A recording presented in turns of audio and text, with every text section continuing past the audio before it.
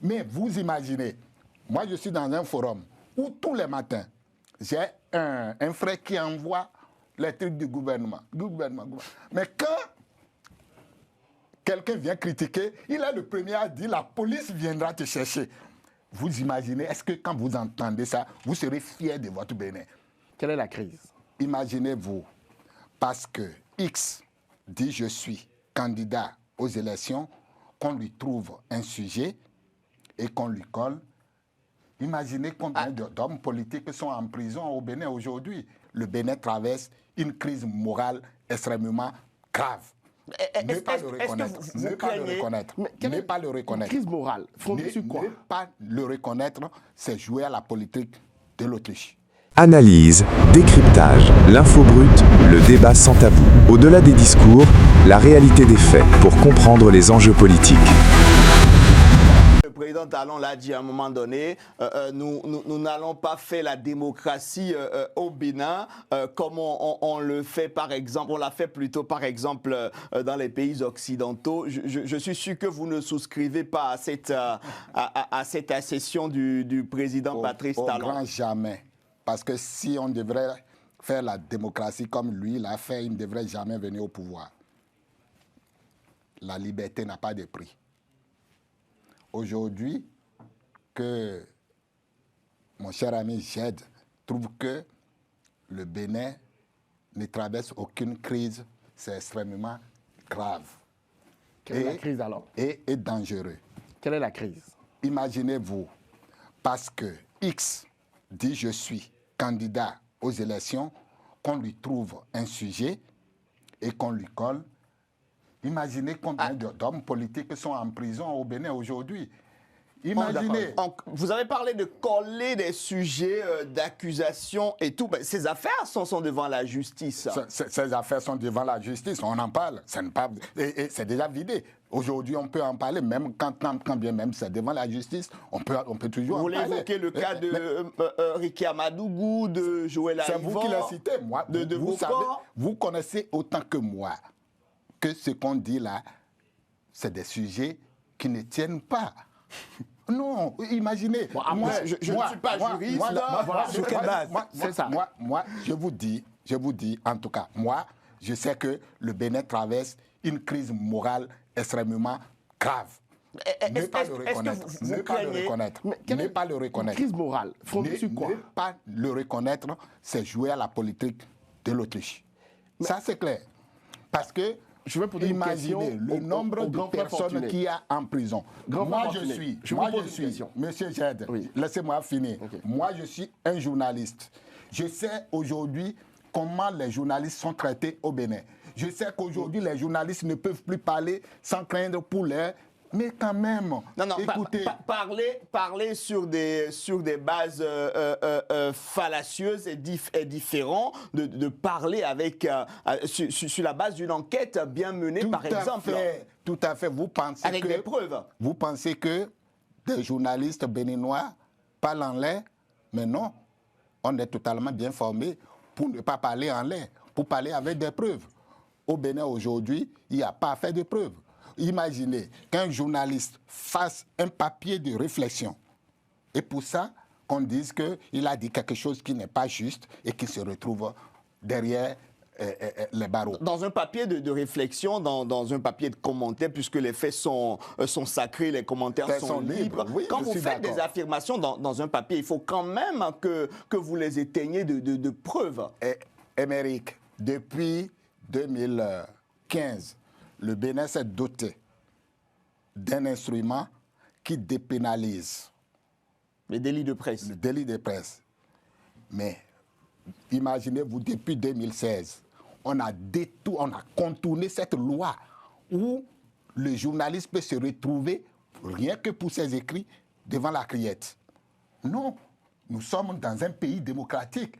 Et quand moi j'écris un article de presse, je ne sais pas qu'est-ce que cela a à voir avec la criette qui est une institution, je ne sais. On ne va pas faire le procès de la criette, c'est vrai qu'on a beaucoup de choses à dire là-dessus. Non, pas faire le procès, c'est dire que son essence même c'est quoi?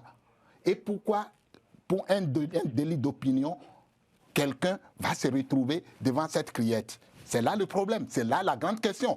Un journaliste qui se retrouve, il n'est pas... On a parlé des crimes économiques et du terrorisme.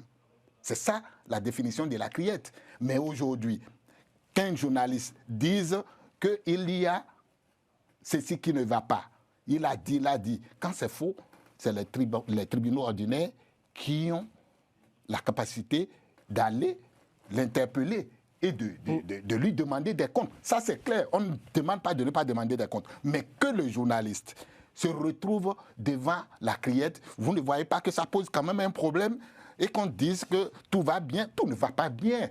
Reconnaissons aujourd'hui qu'au Bénin, quelque chose ne va pas. Ne parlons pas tout comme... Mais ça, cela n'arrive pas qu'aux autres. Moi, je suis d'accord on parle. Mais il y a sur le sujet des élections. Il y a des milliers qui ne sont pas libres aujourd'hui de parler, qui ne pourront pas parler comme nous on le fait ici. Donc, regardons dans ce sens-là. C'est pourquoi moi j'ai dit, Wada il dit, qui n'est pas talon. Moi je vais voir, mais reconnaissez qu'il y a un problème les Béninois doivent s'asseoir autour d'une table et parler, parce que ça ne va pas. Et c'est quoi le problème? Certains comme Ils vous, désirent le problème. Certains comme vous diront pourquoi pas craindre également que peut-être l'événement qui s'est produit le 7 décembre ou des griefs que vous énumérez, ces militaires les ont énumérés devant face caméra. Est-ce que vous craignez qu'on ait encore des tentatives comme on en a eu récemment? Tant qu'on ne se regarde pas en face. Pendant cette période électorale? Non, moi je ne sais pas, je ne saurais le dire, mais je sais que tant que le problème est là, qui n'est pas réglé, à tout moment, on peut faire face à des sauts d'humeur du genre. Ça c'est clair, c'est la preuve que quelque chose ne va pas. Mais dire que tout va bien et que c'est... le chef de l'État a utilisé l'expression des aventuriers. Moi je dis non. Ils ne sont pas aventuriers. Vous pensez qu'ils sont représentatifs des sentiments, d'un sentiment collectif, c'est ça? Tout à fait. Allez au Bénin, circuler dans les rues. Suivez ce qui se dit dans les réseaux sociaux. Ne regardez pas seulement que ce qu'on appelle aussi l'action du gouvernement. Mais c'est les deux côtés. Mais regardez les deux côtés. Il y a beaucoup qui applaudissent. C'est leur droit.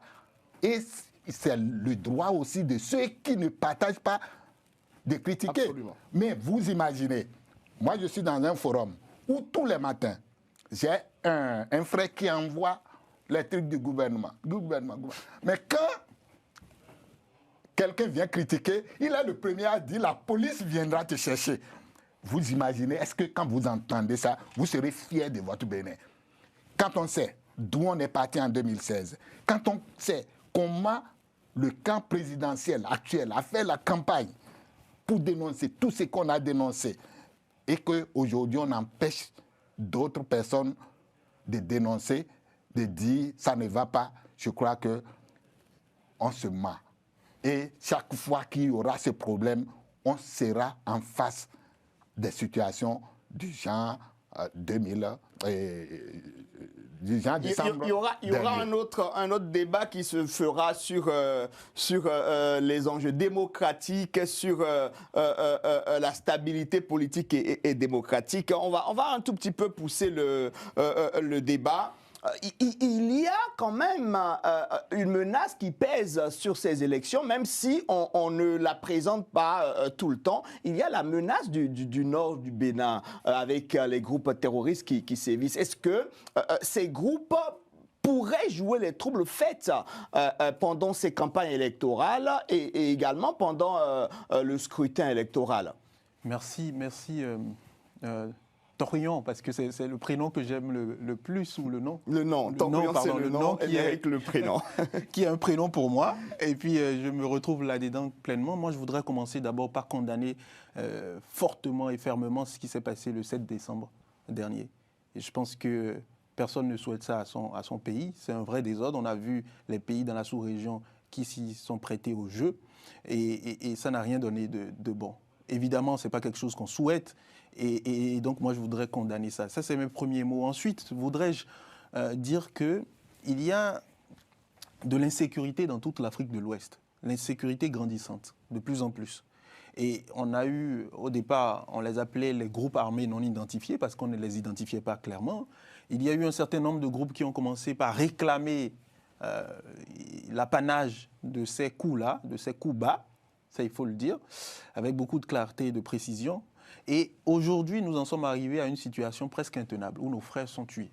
On en a vu. On a vu des vidéos passer. Et récemment encore, sur mes pages, je relayais le fait qu'il faut qu'on regarde encore de manière très proche, hein, justement, cette situation-là et qu'on mette les bouchées doubles. Je pense qu'il y a un gros travail qui est fait. Et donc, je voudrais saluer ici, hein, là, tout de suite et maintenant, toutes les équipes qui travaillent, donc nos forces de l'ordre et toutes les équipes qui sont mobilisées en temps réel sur ces situations. Donc, je voudrais dire que c'est une réalité, le terrorisme aujourd'hui, au nord du Bénin, malheureusement.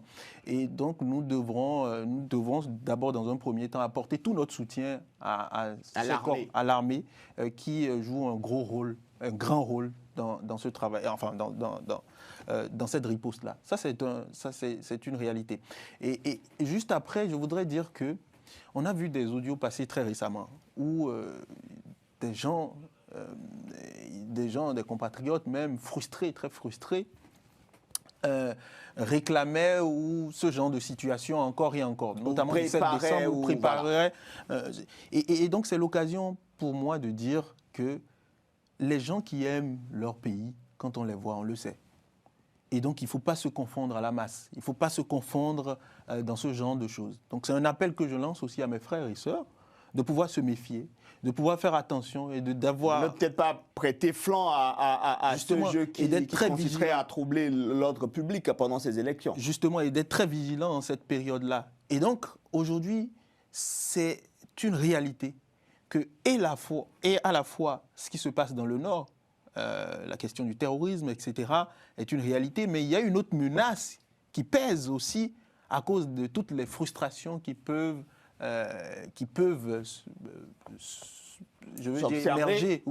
émerger du fait de la politique sous la forme politicienne comme on l'a fait. Et donc, c'est une réalité aujourd'hui qu'on doit mettre les bouchées doubles en matière de sécurité pour s'assurer justement que toutes les personnes qui vont sortir de leur maison le 12 avril pour aller voter y aillent en sécurité. Parce que les attentats, c'est là où il y a attroupement de personnes.